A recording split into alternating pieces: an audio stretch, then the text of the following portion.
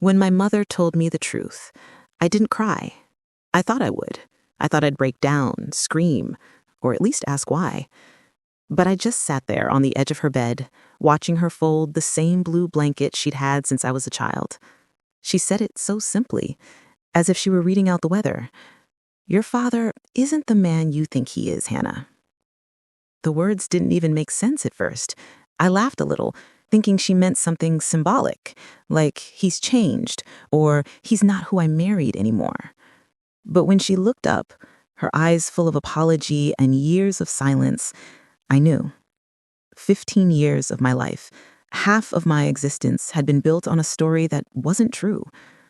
And suddenly, every memory I had began to feel different. Every photograph, every "I love you, Dad," every birthday candle blown out with him by my side, it all turned into a kind of echo, a beautiful lie echoing through time. I grew up thinking I had the most ordinary childhood. My parents, Martin and Claire, were quiet people. Not cold, but not overly expressive either. The kind who showed love through routine, packed lunches, bedtime stories, and checking the locks twice before sleeping. Dad worked in insurance. He wore short-sleeved shirts, even in winter, and carried a brown leather briefcase that squeaked when it opened. Mom worked part-time at the library, which always smelled faintly of old books and lavender hand cream. We weren't the kind of family that shouted. We were the kind that sighed, the kind that avoided hard conversations by making tea.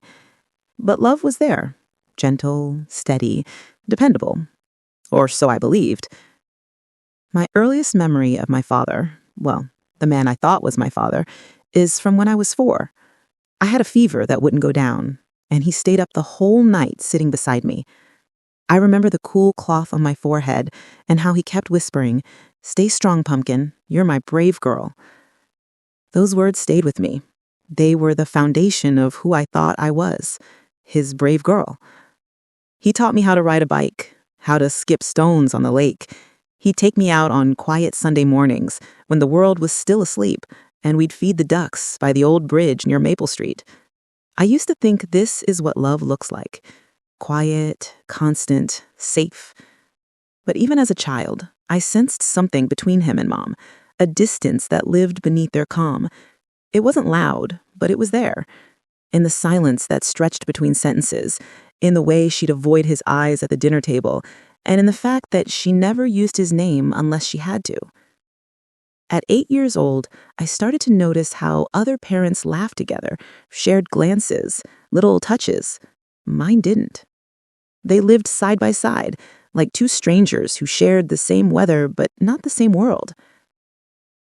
One evening, when I was around 10, I overheard them talking, the kind of talking that sounds like arguing even when the words are quiet. I was halfway down the stairs, invisible in the darkness, clutching the railing, listening to their voices rise and fall. Mom said, "She deserves to know one day." And Dad, his voice sharper than I ever heard, replied, "No, it would destroy her." I didn't understand what they meant. I thought they were talking about something else, maybe money or my grades or some grown-up problem I couldn't grasp. But that night I couldn't sleep. Their words kept echoing in my head. She deserves to know one day. What did I need to know? Years went by, and life just went on. I became a teenager, wrapped in the usual storms of adolescence. Friends, music, exams, heartbreaks. I was too busy growing up to notice the small details that didn't fit, like how my hair was darker than both my parents, or how Mom always changed the subject when I asked about her college years, or how Dad would sometimes look at me, smile, and then turn away with something unreadable in his eyes. I brushed it all off. Families are complicated, right? Every home has its silence, its secrets. But sometimes silence isn't peace. It's pressure. And pressure, when it builds up long enough, always finds a crack. The crack appeared the year I turned 15. It started small. Mom grew quieter. Her eyes seemed tired all the time. She spent hours sitting in the garden, just staring at nothing. Dad tried to fill the silence with small talk, but it only made the quiet heavier. Then one afternoon, I came home early from school and found Mom crying in the kitchen. She was holding an old photo in her hands, one I'd never seen before. It showed her standing beside a man I didn't recognize, tall, with dark hair, and a smile that looked a lot like mine. When she saw me, she quickly folded the photo and tucked it into her apron. But it was too late. Something inside me knew that man mattered. I wanted to ask, "Who is he?" But her face stopped me. She looked fragile, like one more question might break her. That same year, Dad started traveling more for work. Conferences, he said, meetings in other cities. He'd leave for 3 or 4 days at a time, and when he returned, he'd bring small gifts. Keychains, notebooks, postcards. But his eyes seemed distant, like his mind was somewhere else. Mom, on the other hand, seemed more relieved when he was gone. I noticed that. I noticed everything. It's strange how, when you start sensing something's wrong, your whole body becomes alert to the smallest details. The way voices sound behind closed doors, the pauses in sentences, the footsteps in the hall. Home no longer felt safe. It felt staged, like everyone was pretending. Then came the night everything began to change. It was raining, the kind of rain that makes the whole house hum softly, like it's breathing. Mom was in her room, and I was supposed to be asleep, but I heard her talking softly to someone on the phone. Her voice was low, trembling. "I can't keep doing this," she whispered. Pause. Then, "No, she doesn't know. She can't know. Not yet."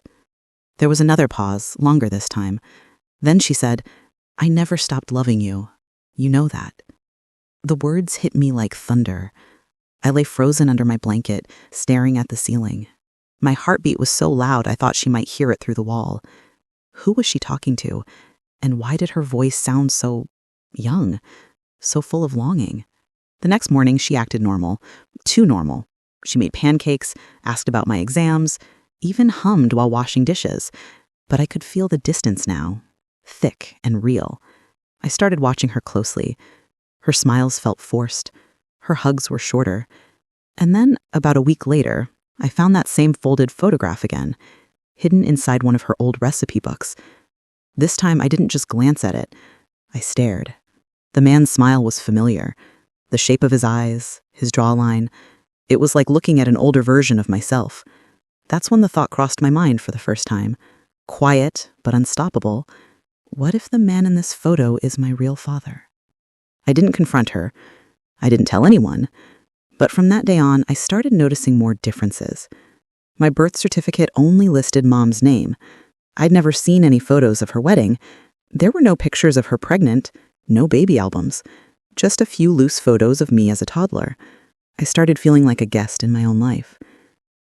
Still, I tried to believe in what I knew. Dad's steady voice, his kind eyes, the man who taught me to ride a bike. Even if he wasn't my father by blood, wasn't he still my father in every other way? I didn't know then that love and truth can exist separately for a while, but not forever. Eventually, truth catches up, and when it does, it demands to be seen. The night she told me was 15 years after my birth. I had just turned 15 a few weeks before. Dad was away on another trip. Mom asked me to sit with her after dinner. Her voice was shaking before she even began.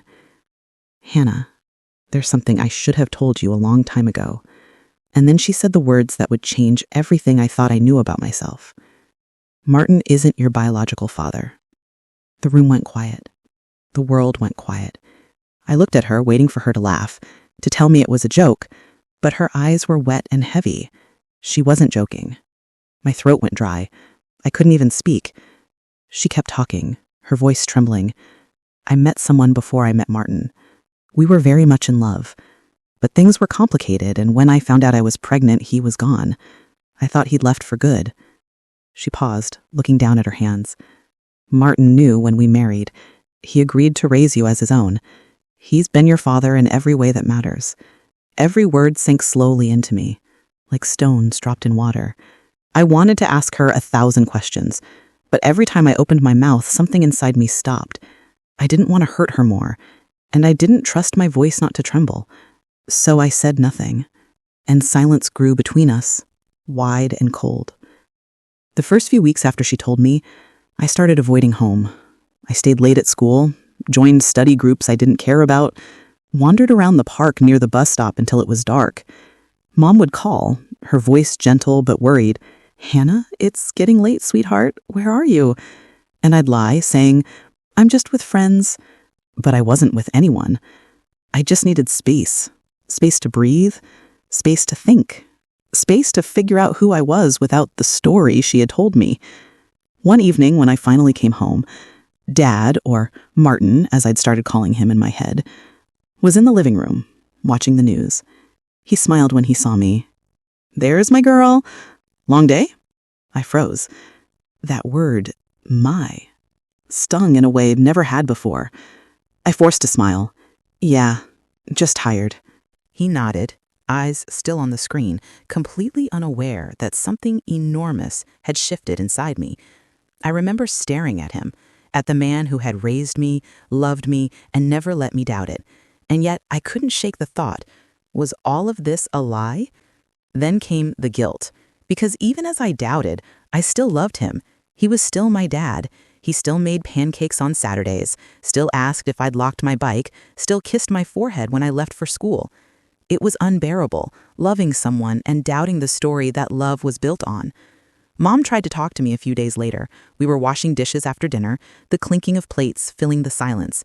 She finally said, "I know this is hard. You must be angry with me." I didn't answer. She sighed and set the dish towel down. "I thought I was doing the right thing," she said quietly. "When I met your father, your biological father, things were complicated. I was young and he wasn't ready for a family. He left without knowing about you. I didn't want you to grow up feeling unwanted." Her voice broke a little. "I wanted you to have stability. Martin gave us that. He loved you as his own." I remember standing there, gripping the edge of the counter, trying not to cry. "But you lied," I whispered. She looked at me, eyes full of regret. "I did, and I hate myself for it, every day." I could tell she meant it, but truth doesn't undo pain. It just brings it into focus. That night, I lay awake again, not angry, just lost. At school, I became quieter. My best friend Lily noticed. She asked one day at lunch, "You okay?" I shrugged. "Just family stuff." She tilted her head. "The serious kind or the annoying kind?" I smiled weakly. "The kind that changes everything." She frowned, clearly wanting to ask more, but she didn't push. I loved her for that. I didn't tell anyone the truth. It felt too heavy, too strange to explain. Because how do you tell someone that your life, your whole identity, suddenly feels like a borrowed story? Weeks turned into months, and the questions inside me grew louder. Who was he? Where was he now? Did he ever think about me? I started looking for clues, quietly, carefully, afraid Mom would notice. Late at night, I'd go through her drawers, the boxes in the attic, old letters she'd kept. Most were harmless, grocery lists, library notes, school photos, until one night I found a small wooden box hidden behind some books in her closet. Inside was a bundle of letters tied with a faded ribbon. They were from him, from my real father. The first one I opened was dated 16 years ago, before I was born. "Claire, I know I hurt you. I didn't mean to. I just didn't know how to love the way you needed me to. I'm trying to be better. I think about you every day." My hands shook as I read. The second letter was written months later. "If you ever forgive me, I'll be waiting. I'll always be waiting." Then the third one, the one that made my breath catch. "I heard you're expecting. I don't know if it's mine, but if it is, please tell me. I want to do what is right." And then nothing. No more letters after that. Just silence. I sat there on her bedroom floor, tears sliding down my face. He had wanted to know. He had reached out, but she had never told him. For 15 years, he'd lived somewhere out there, not knowing he had a daughter. It was like discovering that a whole part of my life had been frozen in time, waiting for me to find it. The next morning, I couldn't look at Mom. Her lies weren't just about protection anymore. They were choices that shaped both our lives. At breakfast, she poured coffee like nothing had happened. I asked, my voice steady but cold, "Why didn't you tell him?" She froze, spoon halfway to the sugar jar. Then she whispered, "You went through my things." I didn't deny it. "Hannah," she said softly, "you weren't supposed to see those." "Then when was I supposed to see them?" I snapped. "When you were gone? When it was too late?" She looked so small at that moment, her eyes filled with tears. I was scared. He left me once. I thought he'd leave again. But he wanted to know, I said, my voice shaking. He wanted to be there. She reached across the table, but I pulled back. I'm sorry, she whispered. Sorry I felt too small for something so big. That day, I couldn't concentrate at school. The words on the board blurred together. By lunchtime, I had made a decision. I needed to find him. I didn't have much to go on. The letters were all I had. No address, no full name, just a signature at the bottom of each letter. Daniel. Daniel. That was it. A single name like a seed that had waited 15 years to be planted. I started with what I knew. Mom had grown up in a small town 2 hours away. I searched old yearbooks, local archives online, anything I could find about Daniel from that place around her age. It wasn't much, but it gave me direction. Meanwhile, at home, things grew more fragile. Dad came back from another trip, and I could barely meet his eyes. He noticed, of course. Hannah, he said one evening as we sat in the living room, is something wrong? I wanted to say everything. I wanted to tell him I knew the truth, that I loved him, that I didn't know how to hold both feelings at once, gratitude and hurt. But all that came out was, no, I'm fine. He smiled, relieved, and turned back to his newspaper. And that broke my heart a little more. One night, Mom came to my room. She stood at the door for a long time before speaking.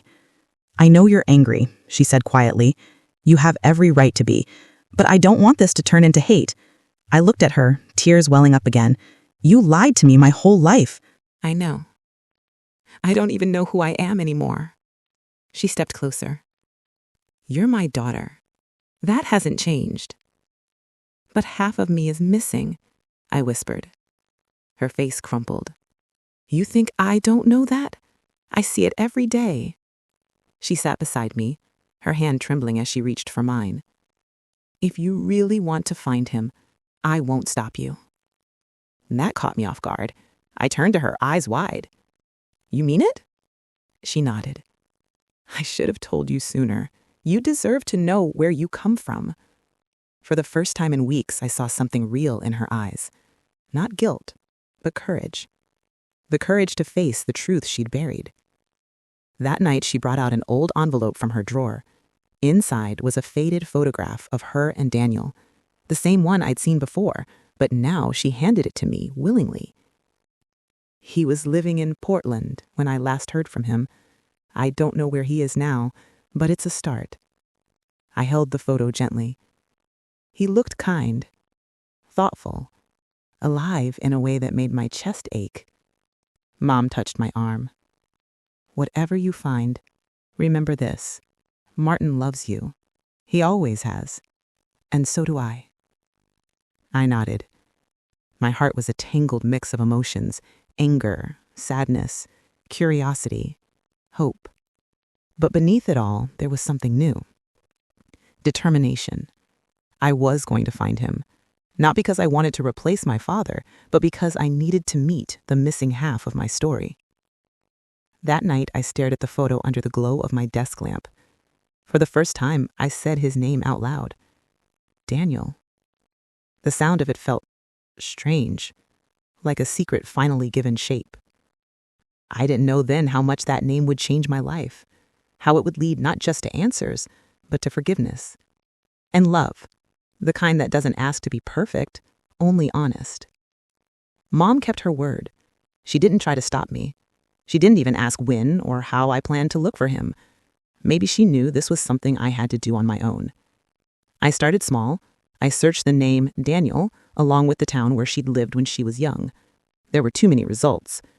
But then I found a small online record of a man named Daniel Foster, born the same year as Mom, once listed in the same college directory she'd attended. That had to be him. My heart started pounding as I clicked through what little information there was. He had moved to Oregon, a freelance photographer, no social media, no website, just an old reference in a local newspaper. Local photographer donates prints to Children's Hospital. It wasn't much, but it was enough. A month later, I packed a small bag and told Mom I was visiting a college friend for the weekend. She didn't ask questions. Maybe she knew. Maybe she just wanted to give me space. The bus ride to Portland was long and quiet. I watched the countryside roll past, green fields, gray skies, rows of houses blurring together. I kept thinking about how strange it was that the world could look so normal when your life felt anything but. I held the photograph of him in my lap the whole way. By the time the bus reached the city, the edges were soft from my fingers. When I arrived, I wasn't sure what to do. I didn't have an address, just the name of a small photography studio mentioned in the article.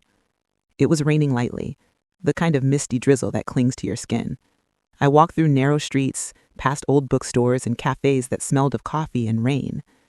The studio was tucked between a flower shop and a thrift store, a small wooden sign hanging over the door, Foster Photography. For a moment, I just stood there, staring at it. It was almost absurd. 15 years of not knowing, and now I was one step away. My hands trembled as I reached for the door handle. Inside, it smelled of old film and cedarwood. The walls were lined with framed photographs, landscapes, faces, moments frozen in time. A man stood near the back, sorting prints. His hair was streaked with gray, but his posture was easy, confident. He looked up when he heard the bell above the door. "Hi there," he said, smiling. "How can I help you?" His voice was warm, familiar in a way that made my chest tighten. I couldn't speak. My throat felt dry. He noticed, his expression softening. "You all right?" I managed to whisper, "Are you Daniel Foster?" He nodded slowly. "I am." And that was it. The world seemed to still. I took a breath and held out the photograph. "You knew my mother, Claire." He stared at the picture, his eyes widening. "Claire," he repeated almost to himself. His voice was quiet, full of something I couldn't name. Longing, regret, disbelief. He looked at me again, more carefully this time, his brow furrowed, his mouth parting slightly. "You look like her," he said softly. Then, after a pause, "And like me." I felt tears sting my eyes. He didn't ask anything right away. He just gestured for me to sit down. "Let's talk," he said gently. We sat across from each other at a small wooden table by the window. The rain outside blurred the world into gray shapes. I told him everything, about Mom, about Martin, about the letters I found. My voice shook, but I kept going. I needed him to know. He listened without interrupting, his eyes never leaving mine. When I finished, there was a long silence. Then he sighed. I wrote to her for almost a year after we separated. When she stopped replying, I thought she'd moved on. "I didn't know about you." He rubbed his face with both hands, like trying to wake from a dream. He said, "I should have looked harder," he said quietly. "But I was a coward back then. I thought I was protecting her by staying away." I swallowed hard. "You didn't know." He shook his head. "No, but I should have guessed. The last time I saw her, she was different, quiet. I asked if she was okay, and she just said she needed time. I let her go. That's the worst mistake I ever made." We sat in silence for a while. I didn't know what to say. I wanted to be angry, to ask why he hadn't tried harder, but looking at him, I saw not a villain, just a man carrying years of regret. He finally turned back to me. "Do you hate her? For not telling you?" I thought about it. I did, for a while, but I think she was scared. Maybe she thought she was doing what was best. He nodded slowly. She always tried to do the right thing, even when it hurt her. Then he smiled sadly.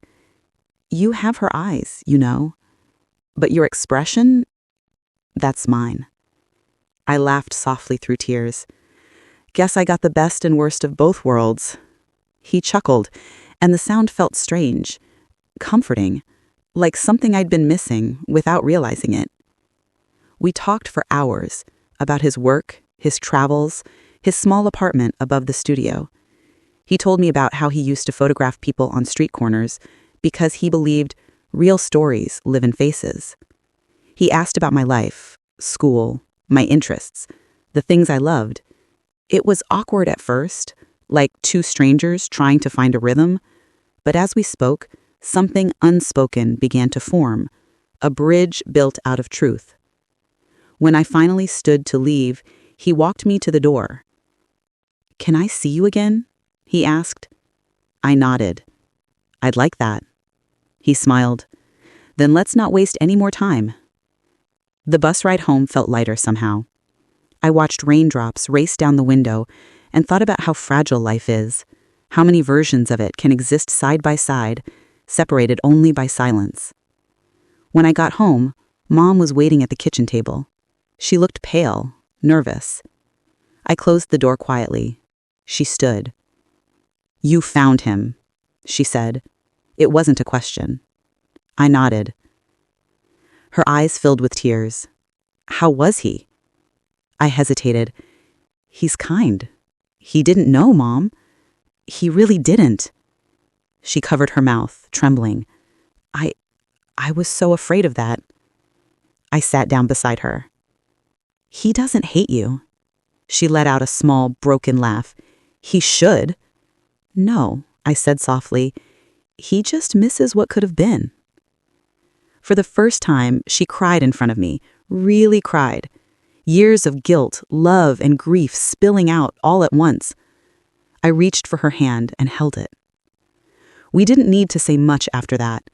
Some truths don't need words. Later that night, she asked if she could see him too. "Only if you're ready," I said.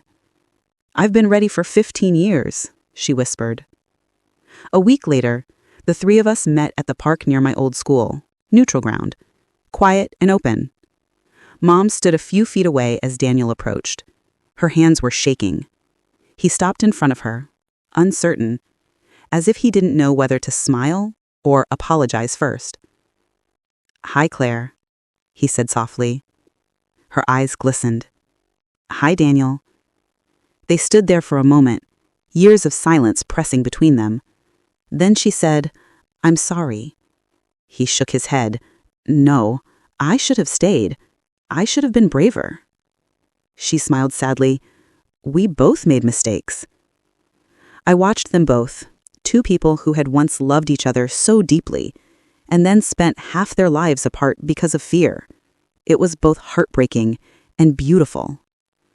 After a long silence, Daniel turned to me. "Thank you," he said. "For what?" "For finding me, for giving us this moment." Mom wiped her eyes. "You deserve to know each other." We sat on the bench together, the three of us. The conversation came slowly, awkward at first, then easier. We talked about simple things, photography, Mom's garden, my school plans. But underneath every word was something bigger, the quiet healing of old wounds. That day, something shifted. The tension that had filled our house for months began to fade. Mom smiled more. She started humming again when she cooked. And I felt lighter, like the space inside me that had been hollow was finally full. Daniel called often. Sometimes we'd talk for hours. He'd send me pictures of sunsets or old cameras he found at flea markets. He never tried to replace Martin. He respected that boundary. He just wanted to be part of my life, even if it was late. And somehow, that was enough. Still, there was one more person who needed to know. Martin. I dreaded that part more than anything. He had no idea that I'd met Daniel, and he deserved to. When he came home from another trip, I asked if we could talk. We sat at the kitchen table, the same place Mom had told me the truth months earlier. "There's something I need to tell you," I began. He smiled gently. "You're making that face again, the serious one. Go ahead." I took a deep breath. I met him, my biological father. His expression didn't change for a moment. Then his shoulders sagged slightly and he looked down. "I see," he said quietly. "I didn't mean to hurt you," I said quickly. I need to understand where I come from." He nodded slowly. "Of course you did." There was silence. Then he looked at me, his eyes kind but tired. He said, "I've known this day would come since the moment you were born.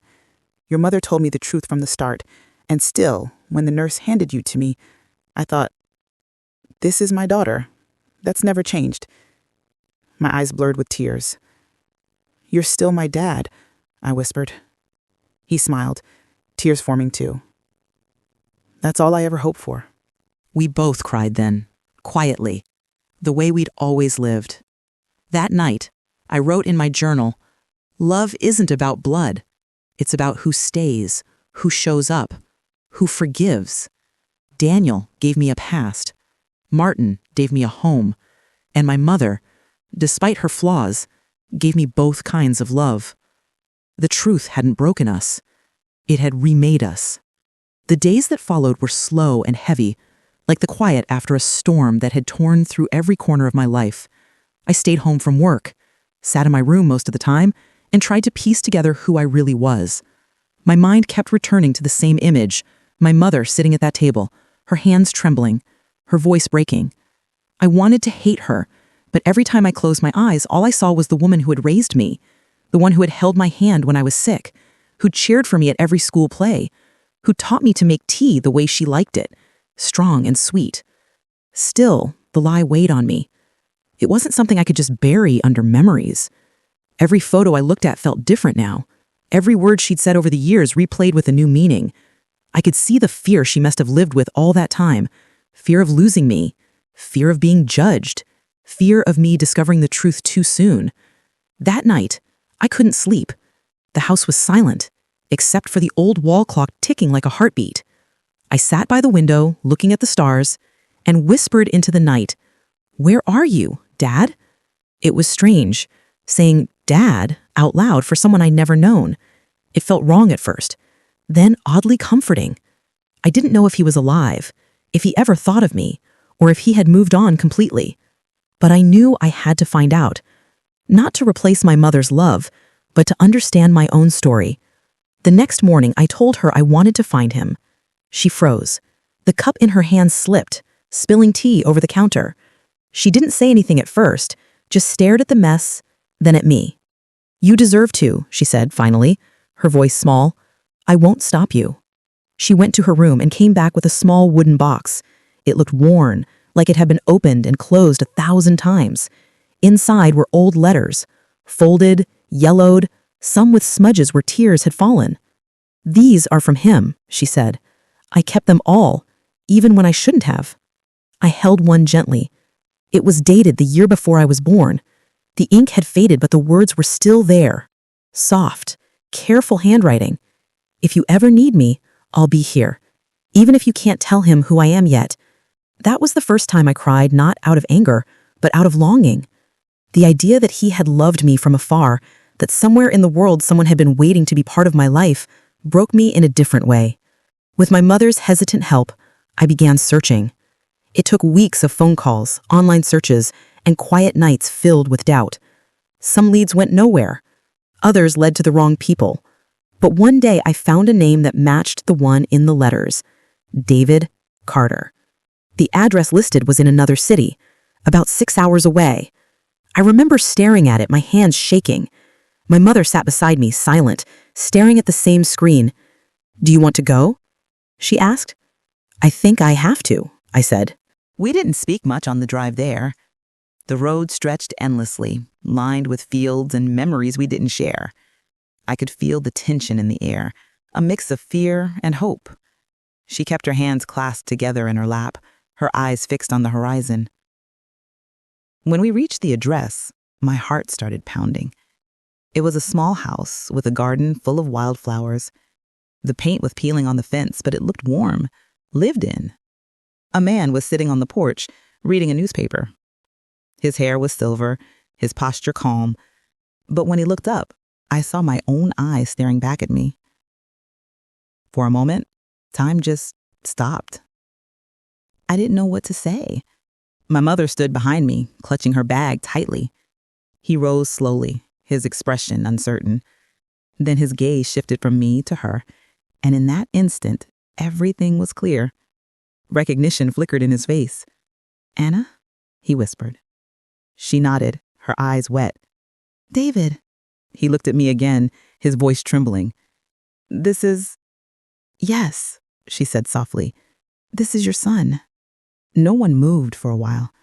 It felt like the whole world was holding its breath. Then he stepped closer, his hand shaking. "I've waited so many years to see you," he said. "I didn't know if I ever would." I didn't have words. I just felt tears spill down my face as he reached out, slowly, as if afraid I'd vanish. I took his hand. It was warm, real, steady. In that moment, everything I'd imagined, every question I'd asked in the dark, melted into something simple and human: connection. We sat on that porch for hours, talking. He told me about the years he'd spent wondering where I was, the letters he'd sent that never came back, the birthdays he'd celebrated alone with just my photograph. He showed me an old box of keepsakes, newspaper clippings, photos, even a little toy car he'd bought for me when I was a baby. My mother sat quietly, sometimes adding a few words, sometimes just listening. I could see how much pain they both carried, how life had forced them to make impossible choices. When the sun began to set, I looked at them both and said, "We can't change the past, but maybe we can start from here." My father smiled, a tired, grateful smile. He said, "I'd like that." We stayed a few days. He showed me the small studio where he painted, the park he walked through every morning, the place he called home. My mother and he talked privately, too, for hours about the years lost and the love that had never really disappeared. On the last day, as we packed to leave, my father hugged me tightly. "You look like her," he said, "but you've got my hands." I laughed through tears. Guess I'm the best of both worlds then.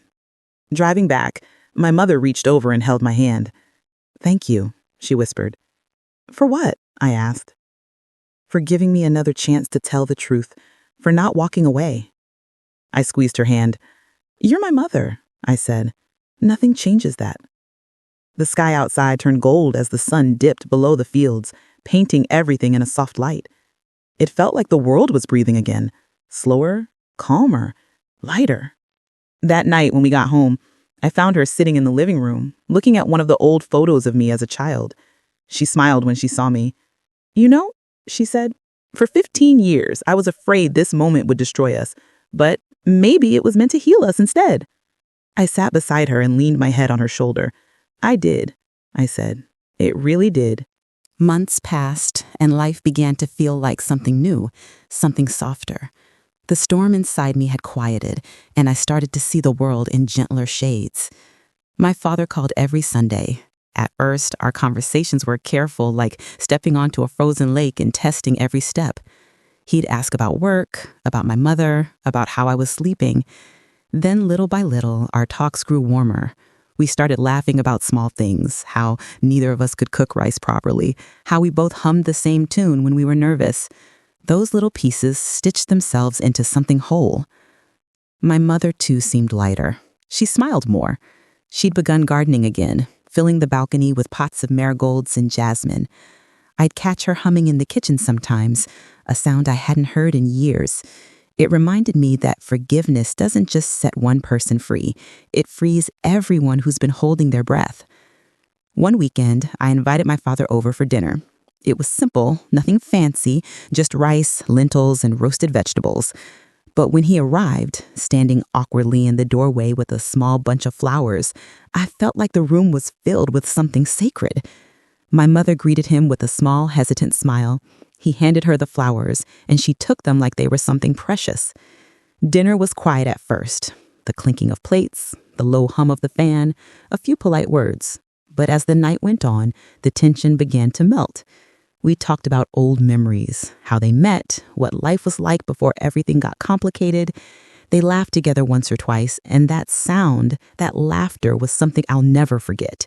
It was the sound of two people finally putting down their pain. After dinner, my father showed me an old photograph. It was of him and my mother standing in front of a small cafe, both smiling, wind blowing through their hair. "This was the day we found out she was pregnant," he said. I looked at my mother. Her eyes were glistening, but she was smiling. "You were our little secret, the best secret I ever kept, even if I shouldn't have." That night, after he left, I sat outside with her. The air was cool, and the moon hung low over the rooftops. I asked, "Do you ever wish you'd told me sooner?" She took a long breath before answering. "Every day, but I also believe things happen when they're meant to. You found out when you were ready to understand, not just to react. Maybe that's what made it bearable." Her words stayed with me. Because she was right. If I had learned the truth as a teenager, I might have run away, angry and confused. But as an adult, I could see the layers of her choice, the love, the fear, the sacrifice. In time, the three of us began to build something fragile but real. My father visited often. My mother joined him on morning walks. Sometimes I'd see them talking quietly, and I'd smile knowing that some stories, no matter how broken, can still find their way to peace. I began journaling about everything that had happened. Writing helped me understand how secrets can shape a family, how silence can be both a shield and a wound. I realized that truth doesn't always destroy, it transforms. It cracks open what's false, so light can finally enter. One Sunday evening, a year after I met him, we all went to visit my father's small art studio. He had painted something new, a portrait of my mother and me. We were standing together, smiling, with sunlight streaming through the window. He called it the truth that stayed. When I saw it, my throat tightened. It wasn't a picture of loss. It was a picture of love surviving everything that tried to bury it. My mother stood quietly beside me, tears in her eyes. She said, "He's captured us, not as we were, but as we are now, free."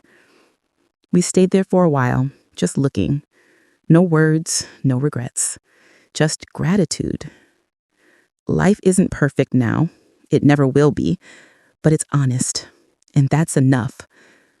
Sometimes late at night, I sit by the window where I once cried, staring up at the stars. I think about how far we've come, from secrets and silence to truth and healing. I think about how forgiveness doesn't erase the past, but it allows the future to grow.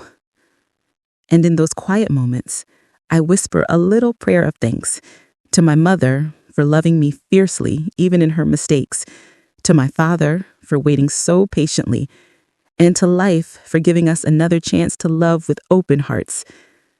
Because in the end, that's what this story is really about. Not betrayal, not anger, but love that endured, even when it had to hide. And now, it doesn't have to hide anymore.